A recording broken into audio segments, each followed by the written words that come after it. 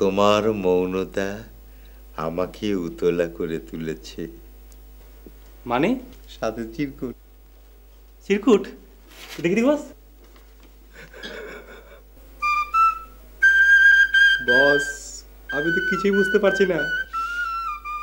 আমি যে এত কন্যা রাশি বুঝছো, আমি নিজেও আগে জানতাম না। আমিও জানতাম না বস। অথচ জীবনের কতগুলো বসন্ত হেলায় ফেলায় পার করে ফেললাম, কিছুই বুঝতে পারলাম না। আমিও বুঝতে পারলাম না বস। তোমার তো বোঝার দরকার নাই, এখানে আমার বসন্ত নিয়ে কথা হচ্ছে, তোমার না। কেন বস? বসন্ত কি কারো একার? আমার বসন্ত আসতে পারে না? তোমার তো বসন্ত আসবে না, তোমার আসলে আসবে বড় জোর চৈত্র। চৈত্র আসলেও তো হয় বস, আমার তো তাও আসে না। ফালতু কথা রাখো, এখন কাজের কথা বলো। কি কাজের কথা বস? এই চুমুর সত্ত্বাধিকারী কে এটা জানার ব্যবস্থা করো।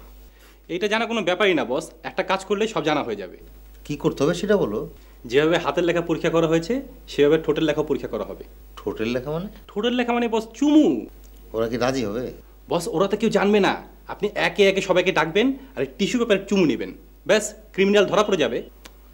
আহা, ক্রিমিনাল বলছো কেন? ওরা তো চোরই বস, আপনার মন চুরি করেছে, চোরকে তো ক্রিমিনালই বলে বস। এই জন্যই তোমার জীবনে বসন্তের বদলে আসবে চৈত্র।